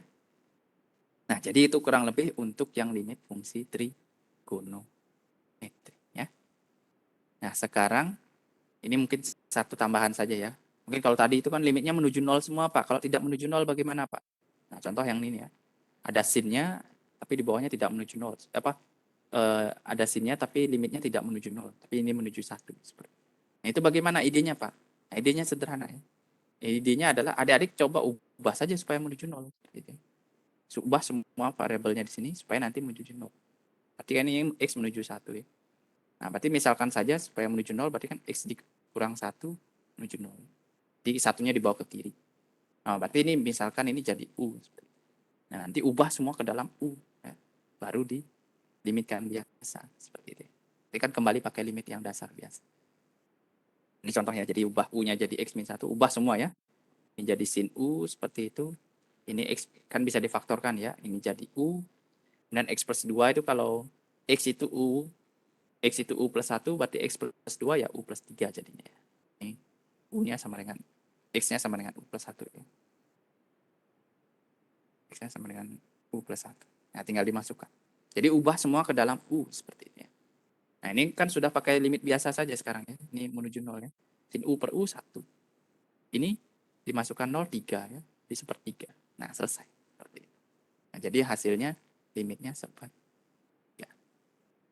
Nah, jadi kurang lebih seperti itu ya untuk limit fungsi trigonometri ya. Nah, sampai di sini ada pertanyaan mungkin silakan. Monggo silakan, ada yang ingin ditanyakan?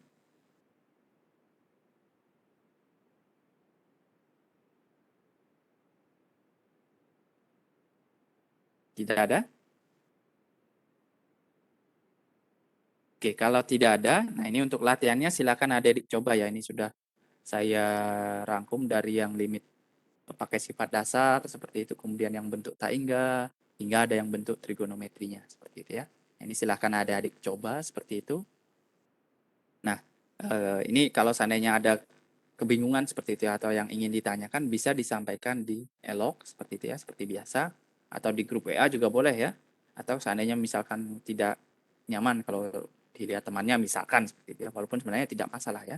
Kan namanya juga kita proses belajar seperti itu. Itu adik-adik bisa lewat email kalau ingin sifatnya hanya langsung dengan saya seperti itu ya. Jadi bisa lewat email seperti itu, menanyakan mungkin, oh saya sudah mencoba seperti ini Pak, sudah benar atau belum? Ingin cross check. Nah, itu tidak masalah ya, boleh ya.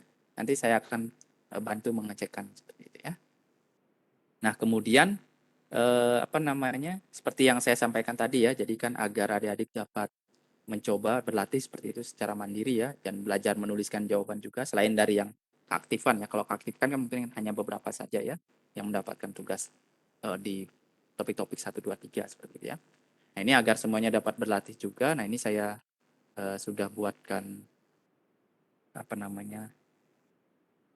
tugas seperti itu ya di Elok. Nah, adik-adik harusnya sudah bisa mengakses seperti itu. Nah, ini kurang lebih tugasnya ya. Jadi saya tampilkan seperti itu ya. Jadi ini ada 3 soal seperti itu ya. Jadi ini sudah dikategorikan. Yang pertama itu yang sistem bilangan real, yang kedua itu yang fungsi, yang ketiga itu yang limit. Nah, ini silakan adik-adik coba ya. Dicoba untuk dikerjakan seperti itu. Nah, nanti kalau seandainya ada pertanyaan seperti itu ya, mungkin saya ada salah tulis seperti itu, atau mungkin soalnya ini Pak, kok sepertinya aneh soalnya seperti itu. Ya silakan diklarifikasi, tidak masalah ya. Siapa tahu saya ada salah. Ya. Nah, jadi jangan selalu beranggapan apa yang saya tuliskan atau mungkin apa yang saya jelaskan itu sepenuhnya benar ya. Nah, jadi adik-adik sebaiknya juga perlu cross check referensi seperti itu ya. Untuk mencocokkan saja. Nanti kalau seandainya ada salah, ya, itu disampaikan saja ke saya. Tidak masalah. Nanti kan kita bisa coba perbaiki. Malahan bagus ya kan. Jadinya tidak mispersepsi nantinya ke depan seperti itu ya. Nah, kemudian ini untuk waktunya mungkin diperhatikan ya. Saya salah tulis ya. Senin harusnya 28 bukan Selasa ya. Maaf, nanti saya perbaiki ya. Ini Senin ya. Senin 28 Februari pukul 9 malam deadline-nya. Ini deadline-nya ya. Jadi biasakan nanti kalau ada adik mengerjakan tugas itu kumpulkan, jangan dekat-dekat deadline seperti itu. Mungkin kalau alasan baiknya ya mungkin sehari sebelumnya atau 2 hari sebelumnya atau di hari yang sama mungkin paginya atau siangnya seperti itu. Jangan sorenya boleh ya. Jangan malam-malam yang dekat-dekat deadline seperti itu. Ya kenapa? Takutnya nanti dialognya ada kendala seperti itu ya. Nanti kendala kan yang rugi adik-adik seperti itu ya. Nah, walaupun sebenarnya kalau seandainya ada kendala itu sudah saya berikan apa namanya eh, solusi seperti itu ya. Kalau Anda kendala dalam pengumpulan jawaban, silakan informasikan ke saya seperti itu ya. Nah, atau lewat email langsung ada adik coba sertakan jawabannya dulu. Ya, jadi istilahnya untuk patokan waktunya. Jadi saya sudah mengumpulkan tepat waktu tapi melalui email dulu karena eloknya ada kendala. Tapi kalau sudah tidak ada kendala susulkan dialog seperti itu ya. Nah, seperti itu solusi salah satu solusinya ya. Nah, tapi biasanya sebisa mungkin ya hindari yang seperti itu ya. Jadi sebisa mungkin ya kita kumpulkan eh, jauh-jauh dari apa namanya deadline seperti itu ya, agar menghindari kendala kalau seandainya terjadi.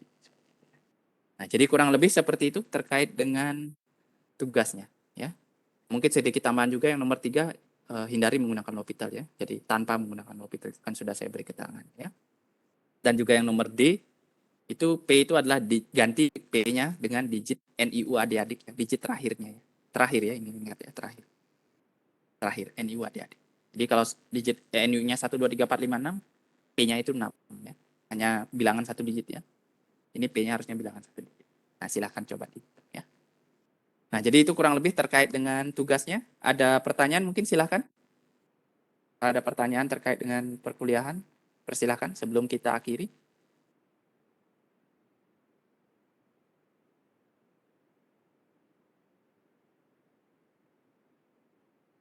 Tidak ada? Oke, baik kalau tidak ada. Jadi demikianlah perkuliahan kita hari ini ya. Jadi kita sudah mampu setidaknya menyelesaikan materi tentang limit.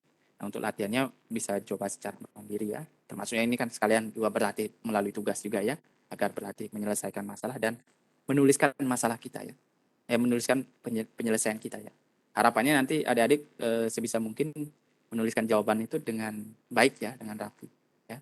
Agar kenapa? Nanti kan ke depannya agar kita terbiasa menuliskan dengan rapi ya. Ketika tugas akhir menuliskan karya itu sesuai dengan aturan akademik yang berlaku ya, aturan penulisan atau kaidah penulisan yang berlaku ya. Jadi tidak menggunakan bahasa yang tidak baku, misalkan contohnya seperti itu ya. Atau kita membuat kalimat secara sok koheren atau istilahnya terkait satu dengan lain itu berkesinambungan seperti itu, tidak lompat. Jadi yang tidak paragraf 1 membahas A, paragraf 2 membahas B seperti itu ya. Jadi agar terbiasa adik-adik menulis sesuai dengan kaidah penulisan ilmiah yang berlaku. Itu dibiasakan ya, mulai dari dini ya, dari sekarang, sehingga nanti itu tidak akan ada masalah dalam penulisan seperti itu ya. Nah, mungkin kurang lebih seperti itu saja tambahan dari saya. Nah, jadi terima kasih atas perhatiannya. Ini mohon maaf ya, mengambil waktunya 5 menit. Jadi dari saya kurang lebih seperti itu untuk perkuliahan kita hari ini. Kita lanjutkan kembali perkuliahan kalkulus, matematika dan statistik kehutanan itu minggu depan ya di waktu yang sama. Jadi selamat pagi adik-adik sekalian, selamat melanjutkan aktivitasnya.